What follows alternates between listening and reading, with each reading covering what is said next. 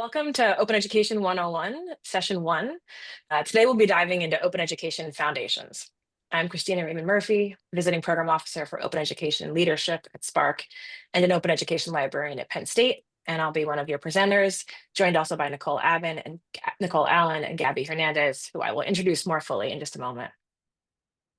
On behalf of Spark, I want to welcome everyone joining us and set the context for this series and this session. In 2024, Spark introduced the Open Access 101 series, driven by Nick Shockey, Maria Bond, Josh Bollock, and Will Cross. And we had a lot of feedback from members and attendees that foundational level webinar series like OA 101 were very welcome. And so we were inspired to launch Open Education 101, and we're thrilled by the interest and turnout we have today, as well as all of those folks out there in the Open Education Committee who have done similar webinars before and who have shared their work. And as you can see, we're using the webinar format for this series. So please use the chat to introduce yourself as you already have, share resources that you love in open education, and interact with other attendees. But if you have questions for us, please use the Q&A feature.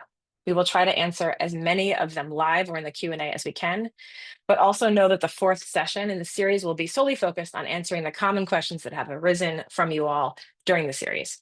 So we also have a Padlet where you can add additional questions you have about open education today and throughout the series.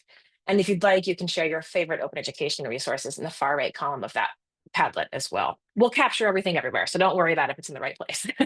I also want to note that all participants who registered will receive a copy of the slide deck with notes and links when we send out the recording, which will also be posted to Spark's Open Education 101 series page. So you are, of course, welcome to take notes, but we want to make sure you know you don't need to frantically screenshot, which is what I'm typically trying to do during these. So as you can see, this is a 4-part series. Today, we're going over Open Education Foundations. In 2 weeks will be our next webinar in this series, which is on open education in practice. And we're thrilled to announce that Amy Hofer will be our guest speaker for that session. Session 3 will be our session on open education in the current moment. And we will explore much more in depth some of the challenges that we'll just briefly mention today, as well as opportunities. And I'm happy to share that Will Cross will be our guest speaker for that session. And as I mentioned earlier, the fourth session will address some of the common questions that arise around open education, as well as the many questions as we can answer that surface from you all throughout the series. If you haven't registered for the upcoming sessions yet, the link is in the chat and on the website. Thank you, Gabby, for grabbing that. So who are we? I've already introduced myself, and I'm joined today by Nicole Allen, Director of Open Education at Spark, and Gabby Hernandez, Open Education Community Manager at Spark, and formerly the Open Education Librarian for the University of Texas, Rio Grande Valley. Now let's talk about who you are. As of an hour ago, we had 460 registrants from more than 325 different institutions and organizations across at least 7 countries on 4 continents. And we are thrilled by all of you that are able to join us live.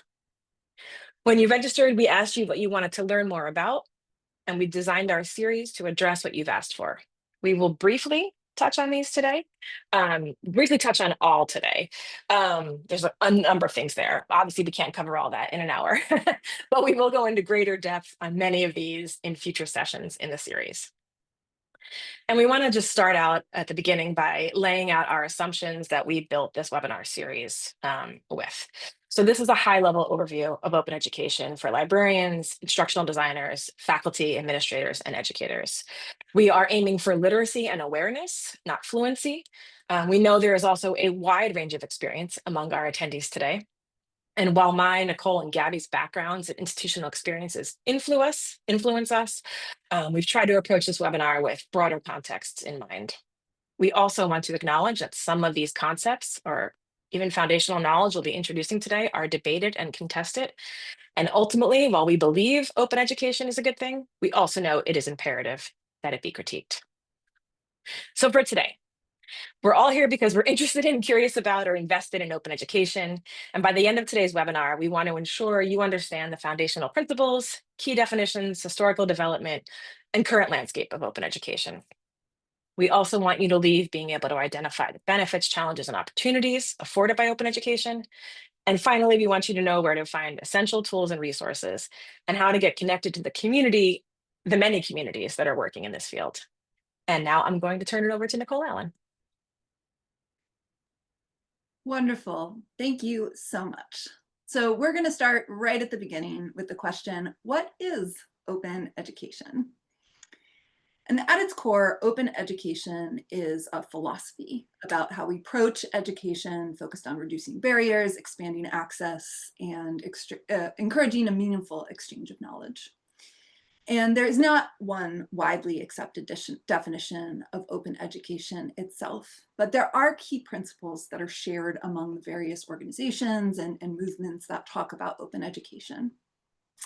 And those are on the next slide. At the core of open education is a recognition that education is a fundamental human right, and that belongs to each and every person. And each and every person comes to education from a different place and circumstances. And this is very much at the core of how Spark approaches open education, thinking about sharing knowledge as a fundamental human right and open as an enabling strategy. Another key principle of open education is that of access. So seeking to eliminate barriers that prevent people from engaging in educational opportunities, whether those barriers be financial, legal, technical, recognizing that different people face different barriers based on their circumstances. Another principle is that of sharing, often leveraging technology like the internet to be able to share knowledge as a public good, something that can be shared at no marginal cost.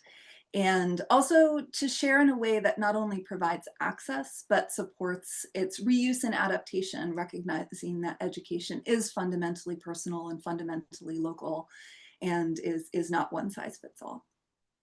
Collaboration is also a key principle, and supporting working together to create and co-create knowledge and breaking down some of the traditional structures in education that slot people into specific roles. And then finally, the idea of agency and empowering learners to shape their own educational experiences and be part of that, and also empowering educators to share their knowledge according to their own understanding of the subject for the benefit of learners. So those are the broader principles of open education.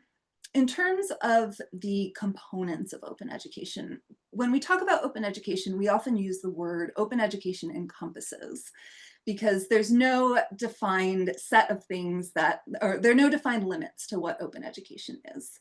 But for the purposes of this session and how we're going to talk about it, there are three main elements to open education. The first is open educational resources. The second is open educational practices.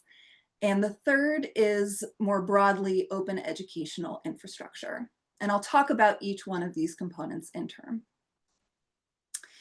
Open educational resources is the one of these three items that has an internationally recognized and accepted definition. And there are a number of different open educational resources definitions out there, but the most commonly cited one is the UNESCO definition that was adopted in 2019, which is that open educational resources are learning, teaching, and research materials in any format or medium that reside in the public domain or under copyright that have been released under an open license that permit no-cost access, reuse, repurposing, adaptation, and redistribution by others. And that's a bit of a mouthful. So let's break this down into its component parts. So first, open educational resources are educational resources in any medium. That includes textbooks, full courses, syllabi, lecture notes, other courseware. It can be videos, podcasts, simulations, it can be web content or software. It also includes things like open access research articles and open data sets, and really any type of tool or resource or content that can be used in education. So that's the resources part. The second part is the open part, and that has a very specific meaning. And that meaning is, first, that there is free access to the content, the resource, whatever it is. And the second is that it is shared with the legal permission to fully reuse the material in sort of all of the ways that are possible in the digital environment. and the framework that is often used to define what the legal permissions that create an open educational resource are is the 5 Rs. And this was created by Dr. David Wiley. And the 5 Rs are the right to retain, meaning to keep and control a copy. So it's not like other digital assets out there that, access might expire or you're not allowed to download because of publisher restrictions. The second one is the right to reuse, meaning to use it in any context that you want, educational or otherwise. The right to revise, meaning to create a copy of the resource and revise it to fit your local context. The right to remix, meaning to mix different resources together to assemble a new resource, for example, taking chapters out of one textbook and putting them in another, or putting together a collection of resources. And then finally, the right to redistribute and share whatever you have created with your students or with the public more broadly. So an open educational resource comes with free access and legal permission. And when it comes to granting that legal permission, there's a set of legal tools that have been released by an organization called Creative Commons that are commonly used to grant these permissions. You may notice these little badges on different websites across the web and on different resources. And what Creative Commons licenses essentially do is it allows the creators of educational works to grant permission perpetually for anybody to engage in 5R activities. And this is legally granted under the default rules of copyright, which are, quote, all rights reserved, which we've all seen on the inside cover of many traditional publications. And these licenses turn that essentially into some rights reserved, meaning that attribution is still required and there may be some limits on how the material can be used, but it can be freely shared. And there are different levels of permissions, and you can check out more information about this at the Creative Commons website. All right, so last point on open educational resources, I just want to give you an example. Often when we're advocating for open educational resources, we start by talking about textbooks, even though there are many other types of resources. This is an example of an open textbook published by Rice University's OpenStax project. And this website, or open textbook, is published freely online. You can go to their website right now, read the whole book online. You can download a PDF for free, put that on your own device. You have the legal right to remix that material if you want to. And then remember, in the OER definition, there was a mention of any medium. And this is really important. Open textbooks can actually be printed out so that anybody can use it in a physical format if learners prefer to use it that way. And on my lovely shelf behind me here, I have some examples of open textbooks. And rather than costing, $200, $300 like a traditional textbook, open textbooks can be printed for, $30, $40, $50 US instead, making it a lot more affordable for students. And it's also not an either or. You can either have a digital copy or a print copy, which is what traditional publications usually say. With open, it's anything and all of the options, and the learner gets to decide. All right, let's move on to open educational practices. And there is not a widely accepted definition of open educational practices, but I find the way that DeRosa and Jhangiani put it to be a helpful way of thinking about it, which is that open educational practices is the broader set of teaching and learning practices that accompany the creation and use of OER or the adoption of open pedagogy. And we'll talk about what that means in a second. So it could include things just as simple as using or adopting an OER in your class or editing that, or engaging in open pedagogy, which is the broader set of practices that apply open principles in the teaching and learning process.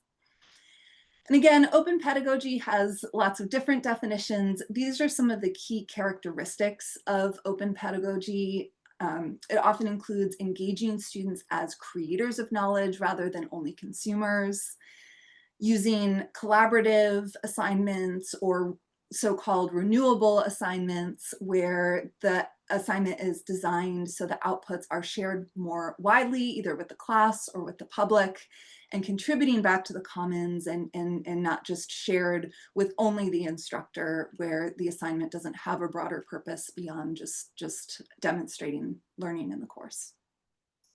It also includes things like experiential learning, where students can demonstrate their understanding through the act of creation, inviting students to be part of the teaching process and shaping their experience in a course through co-creation. And then an important principle of open pedagogy is, of course, respecting student agency and deciding if and how their work is actually shared. It's an invitation, not a requirement. And just to provide a couple of examples of what this looks like in practice, I'll share a few here.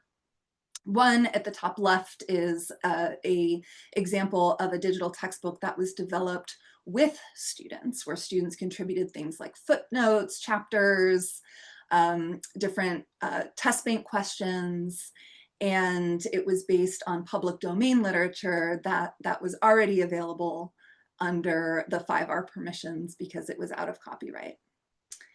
And then there are also examples of assignments that can engage students in writing articles for Wikipedia or contributing to Wikipedia to build out different pieces of knowledge that, so their writing is not just something that they write and sort of put in a folder at the end of the course and walk away, but is contributing back to shared human knowledge. And then another example here is working with students to collaboratively design the syllabus of the course. So you're taking the objectives of the course and working with students to actually design what the course will look like for that unique set of students to achieve the goals. And then finally, just to hit on the last area or component of open education, is the broader concept of open educational infrastructure. And this is a term that we use sort of loosely to describe the broader application of open educational resources, open educational practices, or broader open principles at a policy or systemic level. And this includes things like open licensing policies, for example, governments adopting a requirement that if taxpayer funds are being used to develop educational resources, that those need to carry an open license because they've been funded by the public and the public should be able to benefit from them. There are also applications of where institutions have built out entire degree programs or curricula that's openly licensed. So taking the benefits of open education and spreading it across an entire degree program, so students don't have to buy any resources and can keep all of the resources that they use to support their future career. I would also note things under this category could include open universities, so applying open principles to admission processes or how knowledge is disseminated, or connecting open education to other opens like open science and open data and open software. Now, I don't want to go any further without acknowledging that a lot of the ideas we've been discussing are not new. While the open education movement as we currently understand it in a modern context is, I guess, newer, there are long global and cultural origins of many of the ideas that underpin open education. So it's something that Indigenous peoples have practiced for millennia through their traditions of oral storytelling and knowledge systems that emphasize things like community and relationships and reciprocity.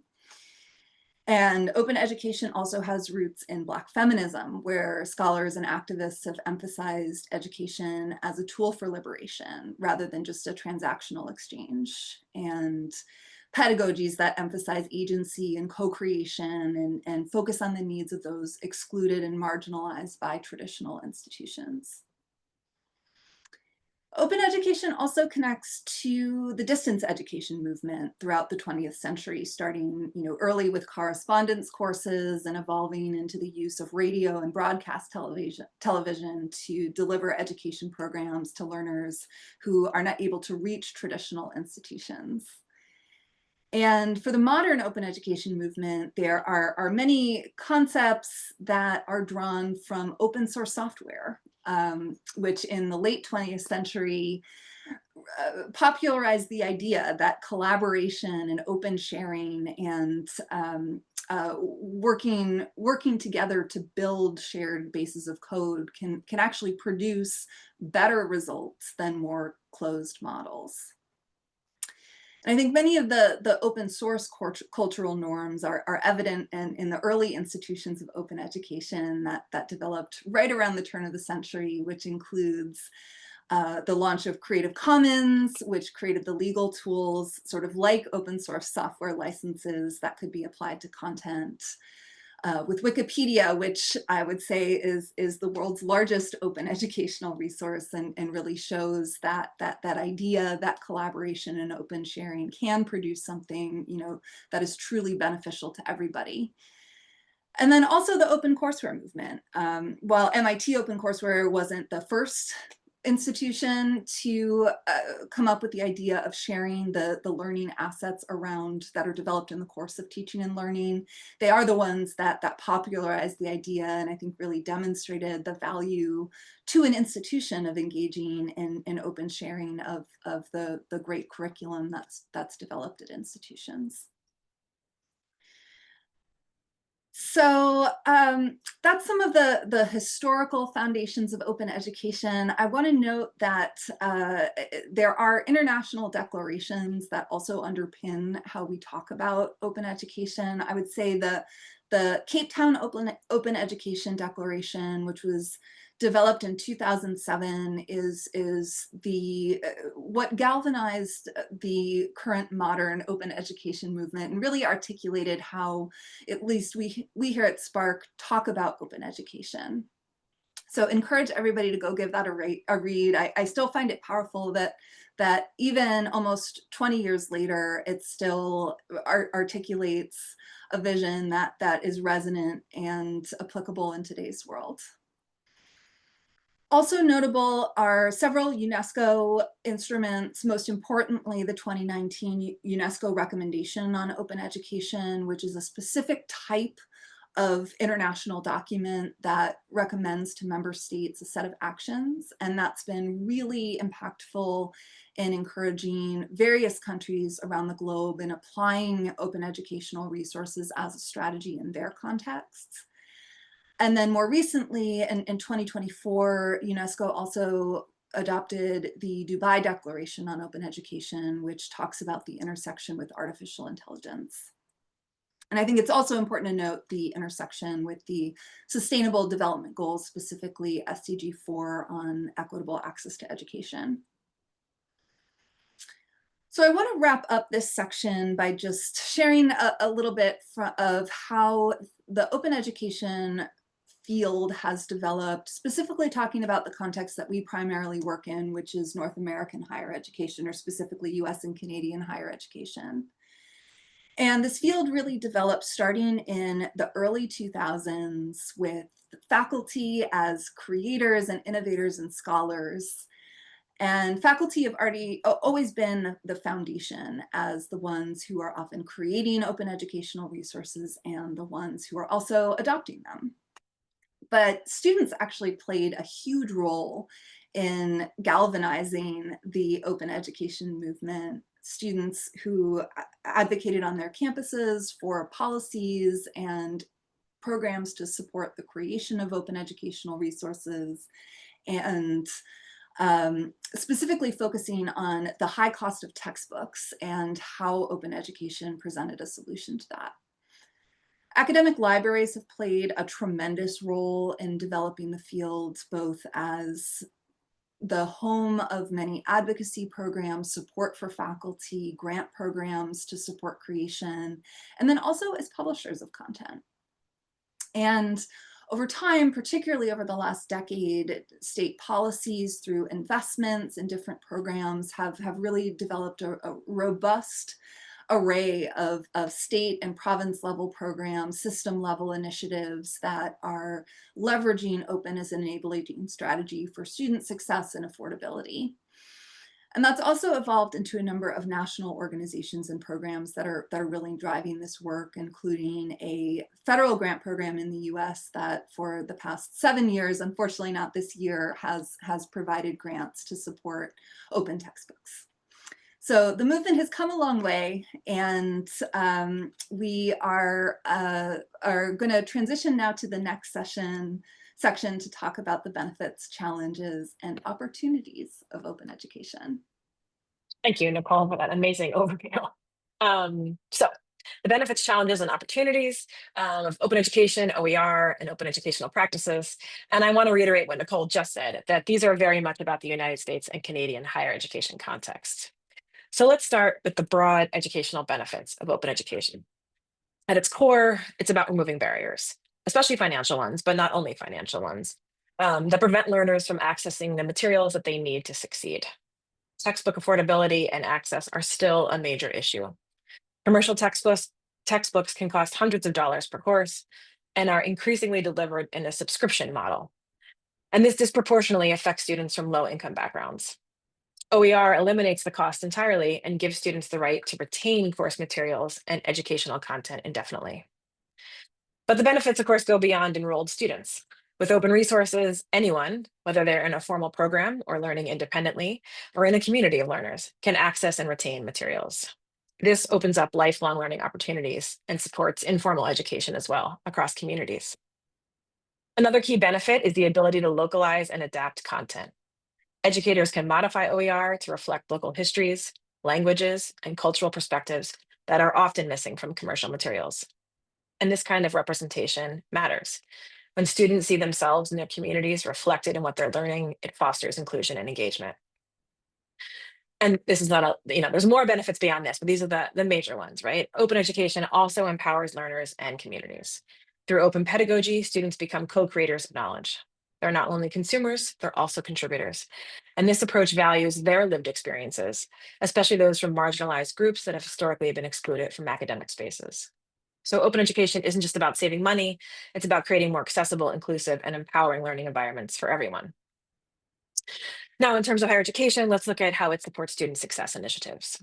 Affordability is a huge factor in access and retention. We know tuition keeps going up, right? But when students don't have to worry about the cost of a textbook, they're more likely to enroll in courses, stay enrolled, and complete their degrees. Open materials also ensure immediate access. Students don't have to wait for financial aid disbursements, bookstore orders, or rely on a 14-day trial subscription, which my son just informed me he was doing. So I was like, what? They can start learning on day one. Research, and I have some resources linked here that we'll share as well, show that this kind of access improves academic performance. Students are better prepared, more engaged, and of course, more likely to succeed when they have access to their course materials. But open educational practices can also support that deeper sense of belonging and agency. When students contribute to course materials or see their communities represented in them, they feel more connected to their learning. So open education really isn't just a financial solution, it's also a student success strategy. And because of that, student success speaks to higher education institutions. Open education also brings significant benefits to institutions. Because of the financial benefits to students, when institutions support OER adoption, they generate substantial cost savings for students, which can be a powerful recruitment and retention tool. Also a powerful development tool, potentially. Open education aligns with strategic priorities like belonging, access, and innovation. And institutions that encourage and support open practices demonstrate a commitment to both students and faculty, and even the broader communities they serve. And it also enhances academic freedom. Faculty can choose, adapt, and create materials that best fit their teaching goal, their pedagogies, rather than being limited by commercial offerings. And finally, it fosters collaboration. Faculty and students across disciplines and departments and levels can work together to develop and share resources. So this breaks down silos and encourages interdisciplinary and inter-hierarchical innovation. But we would be remiss if we didn't also talk about the challenges. Open education is not a panacea, and it isn't without its challenges. We've heard, for those of us that have been in the community for a long time, and continue to hear about challenges around awareness and buy-in from faculty. Many faculty members are still unfamiliar with OER or unsure how to find and use them. Discoverability remains an issue as well, especially when it comes to ancillary materials like quizzes, labs, and homework systems. There's also the question of support, both financial and institutional. Changing a course to an open course takes work, right? And not all colleges or systems provide funding, recognition, people, or infrastructure to do that work. The community is also seeing challenges from automatic textbook billing models and the platformization of education. These systems can lock students into costly subscription materials and platforms and limit faculty choice. Emerging technologies like AI also present new questions about authenticity, assessment, and the role of open content in a rapidly changing landscape. And finally, policy changes at the institutional, state, or federal level can either support or restrict open education efforts. Many states are seeing policies around diversity, equity, and inclusion impact how they frame the importance of the programs, the outcomes, the benefits, and the impact of what they're doing. So that's a real challenge for many folks working in the field. So while the potential impact and benefits are great, we need to be open about the barriers and work collaboratively to address them. With these challenges, of course, come new opportunities. Open education continues to expand access, not just for students, but for anyone seeking knowledge. This includes adult learners, workforce development programs, and lifelong learning initiatives. So while higher education has done a lot of the driving around open education, there are a lot of opportunities to expand outside of higher education. There are also potential intersections with AI, right? It's a challenge, but it's potential as well. Open resources can support those authentic assessments, and AI might be able to address open education labor concerns. Join us in session 3 to hear more about some of these challenges.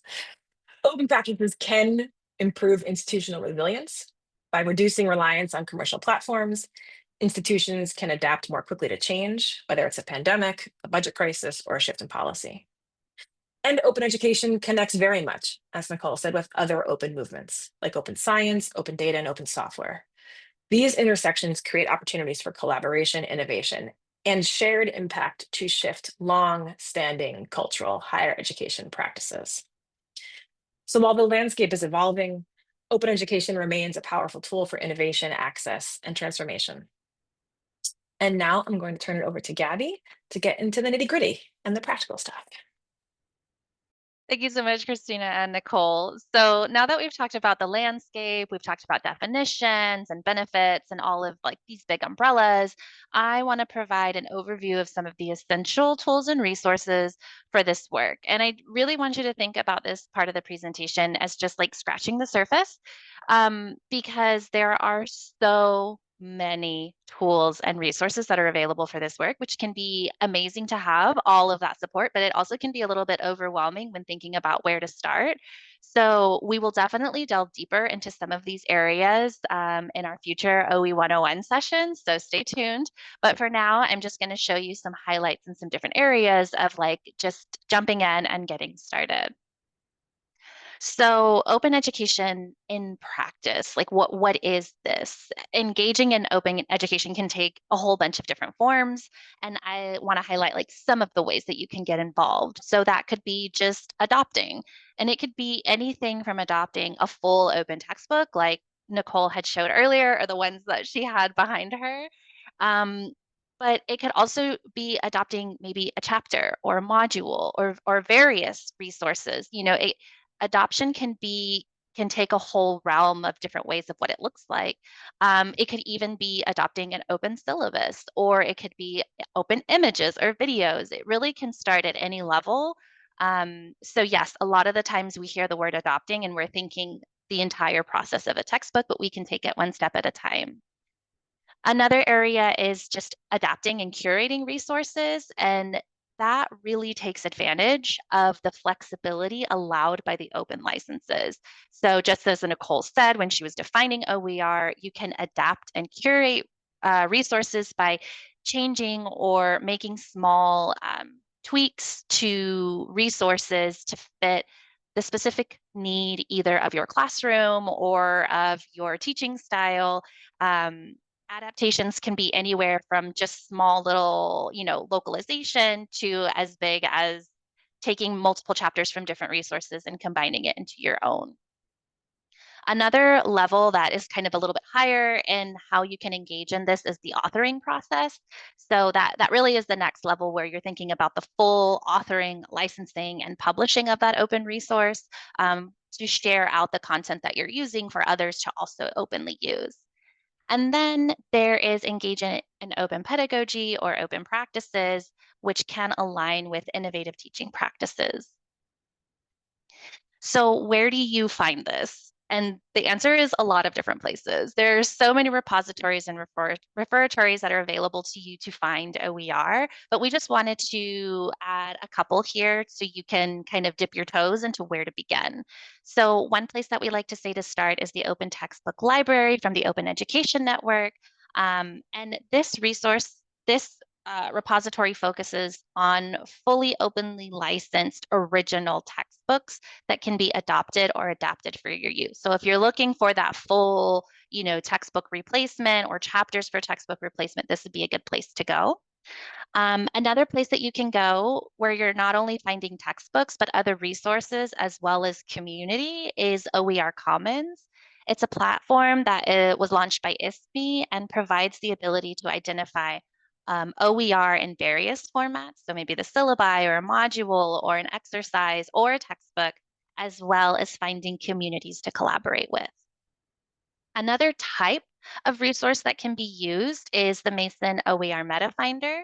And this is a searching tool that's a little bit more robust. And what it does is it launches a real-time simultaneous search across 22 different sources with open educational materials. So depending on what you need, what you're looking for, what you're hoping to find, there's different repositories and referatories that can help you find what you're looking for.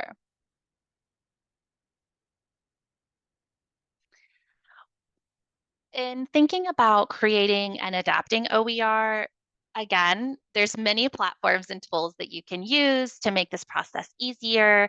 Some of them are paid platforms, some of them are free platforms, and I just wanted to give you a little overview of some of them that you might want to look into if you're interested in the creation or the adaptation process. And so there's Pressbooks, there's Manifold, OER Commons, LibreText, or you can even just use Google Docs or Microsoft Office, just those basic tools and sharing those resources out. So sometimes educators, share their resources and they're actually engaging in open practices because they're sharing that document, that lesson, and with sharing it with their other professors to teach with those resources, and that is sharing open practices. There's also communities that are available to help you within this publishing process because we do recognize it is a large, and it can be a large undertaking to write an entire textbook. And so there's wonderful communities that are out there, such as the Rebus Foundation, as well as the Open Education Network has a Pub 101 course, and it has modules out there to help guide you. There are also resources and guides that have been created also by these communities to help you through this process. Again, there's wonderful resources out there. And as we dive through some of these sessions, we'll be able to lead you a little bit deeper into the resource and connect you to the resource that you are looking for. When thinking about open pedagogy and how to engage, Nicole definitely explained the characteristics, but I'd like to talk a little bit about examples on what does it look like? What are specific examples of how do I work in these practices and how do I adopt that into my teaching practices? And so again, here's a couple of resources that can get you started. So one, we have the Open Pedagogy Notebook. And this is a resource for educators to learn more about open pedagogy itself, as well as providing examples of classroom tested practices, as well as budding ideas of what can open pedagogy look like in your classroom. So maybe you've heard about it, you're interested, but you really want to see what that looks like, what that could mean for your course. This would be a good place to start. Another place is the Open Pedagogy Portal. They sound the same. They sound pretty similar, but they're two different resources. And the Open Pedagogy Portal is also from the Open Education Network. And this one provides case studies, student work products, and resources to support the open pedagogy needs that you may have. And then there's other types of resources like the Open Pedagogy Roadmap, which is more of a module-based resource that can help assist you in the planning, finding support, the sharing, and sustaining these projects, regardless of your size and scope. So again, when we talk about all the available tools and resources, not only are there resources that are out there that can provide examples, but there's also a lot of types of resources that are guides to help you through the process so you don't feel alone or siloed when you're engaging in open education work. So getting connected, one amazing thing about the open education field are all the communities that help you stay engaged with this work so you don't feel like you're alone or siloed at your institution or in your library doing this. And so there are some ways that you can get connected, and I've listed a few. So we have the Spark OER Forum, and this is a listserv that just builds a community for individuals passionate about open education. You can ask questions, you can see the questions that others ask, you can search old conversations to see kind of what people are talking about in the field, anything from challenges to solutions.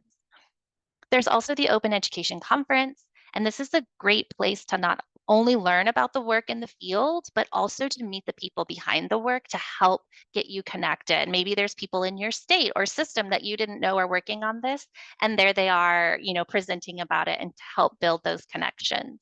Another wonderful thing about the Open Education Conference is that on their website, they have past conferences that you can also search and browse and go through those recordings. Maybe there's a topic in there that you would like to have some more information on, which then can connect you further to the community. The Open Education Association Development Project has also set out a group of resources where practitioners both new practitioners who are new to this field, as well as practitioners who are deeply engaged in this work, can easily find conferences or just general opportunities to engage in, as well as a calendar of webinars on a variety of topics to help you kind of figure out what's happening in the field. These are some areas that you'd like to engage in, or just finding the community nearest you. And then there's also, like I said, guides to this. And one guide that we'd like to highlight is the OER Starter Kit. And this just gives an overview of how you can engage and advance your work, kind of goes a little bit deeper step by step. So we all learn differently. And so there's different ways that you can engage and learn about open education. And so this is one resource that could be beneficial. So as I've said, this is just the tip of the iceberg of what's possible when it comes to engaging with open education. And joining a community is truly so beneficial in a ton of ways. And as you can see from this slide, there are so many organizations and groups that are out there and available. And again, this is just some of them. We couldn't fit them all in a slide. And as I look through these, logos, I see some organizations that are behind the search tools and the repositories that are out there. There's also organizations that support all different needs, whether it's national, regional. There's also system and state support for this work and initiatives. And many of these organizations have their own specific communities that you can engage with. So I highly recommend reaching out to these organizations or going to their websites to learn more and see if they can help support you throughout your open education journey. So after hearing all of this, and if you're ready to explore more, here are some concrete steps that you can take. So one, you can just start by exploring repositories and referatories to see what's available either in your field, if you're a faculty member, or if you're a librarian in this work, looking at what are the areas that your university or your institution supports. So what are those big areas? Are there resources in that, that can help you start the conversation on your campus? You can engage in either institutional, system, state, or national level conversations, depending on what best fits the scope of your work. I highly recommend even just Googling OER and your institution or open education and your institution, and maybe there is already support there that can connect you. You can also use support guides and toolkits. Some of the ones that we've provided here in this presentation or the ones that we will provide in future presentations to help you, get engaged wherever you feel you fit within the whole realm of possibilities of open education. You can also start small, adopt an open textbook or adopt a chapter or a module or a syllabus and see how you like it, see if it fits your teaching style or if it fits the learning needs of your students. You can attend open education conferences or open education webinars, or just join us through the other Open Education 101 sessions that we will have later on. And Christina will talk next about what those next sessions are. Thanks, Gabby. And I want to thank you all for the questions that you've added. We should have a little bit of time today to address some live. We've tried to answer some in the Q&A as well. But we also will be answering some of them in our upcoming session. So what's next? Session 2, which is in 2 weeks on the 28th. It's going to go over different models of institutional support for open education. And thanks to the questions you all have today, we will absolutely address what role librarians and libraries play in those. Generally, or typically in the field, librarians and libraries have done a lot of leading in the open education field, but we will get more into the nitty-gritty of what that might look like. So thank you for those questions. We're also going to go over how to navigate major OER repositories to find OER. We'll go over the basics of creating and adapting OER and explore open pedagogy project ideas. And again, I saw the question about what role can librarians play in that, right?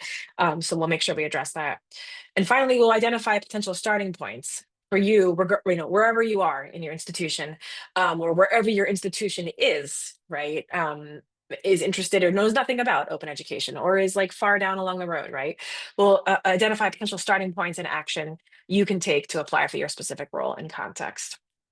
2 weeks after that, in session 3, which is on September 10th, we're going to get into some of those challenges and opportunities a little bit more. So we're going to analyze how open education intersects with current trends and challenges, look at various strategic responses to course material billing models, such as inclusive access, the IA and the AI, as I call them, explore artificial intelligence's impact on open education. And as I said, Will Cross will be joining us for this one. Look at how to align open education with emerging priorities such as workforce readiness and development. And finally, how to develop advocacy strategies and positioning for integrating open education into broader institutional initiatives and priorities, and ones that anybody can do. Right. I feel like advocacy strategies feels like, oh, somebody else should be doing that, but we're going to really talk about things that anyone can do. And finally, in session 4, we're going to get to those questions that are common questions that always surface, but also any that we haven't really dug into that come up either on the Padlet or in the Q&A in the next couple sessions. And today we'll address how to evaluate OER quality and credibility. We're going to provide some evidence-based responses to administrative questions, which often come up, how to handle faculty concerns with empathy and facts, how to support students with OER discovery and use, because as Nicole mentioned, they've played a really strong role in the field. And finally, any of those additional questions that are surfaced by you. So we have a little bit of time left. We'd like you to, in the chat, tell us one new thing you learned today, or give us one next step for your context. And then I'm going to relink to the Padlet. Again, you can use either the Padlet or the chat. We'll capture it everywhere. But any questions that you have, Q&A is also fine. Yeah, thank you to all those that shared resources in the chat as well. It was very much appreciated, and we will add those to the Padlet as well. Gabby, you want to answer Heather's comment? I need a giant list of links and how to use them. We're working on it, right? We are definitely working on lists and getting stuff together. I think that's a huge step, right? Like we know there's amazing resources and I see it in both sides of the field. Those who are getting started, it's kind of overwhelming, like where do I even begin?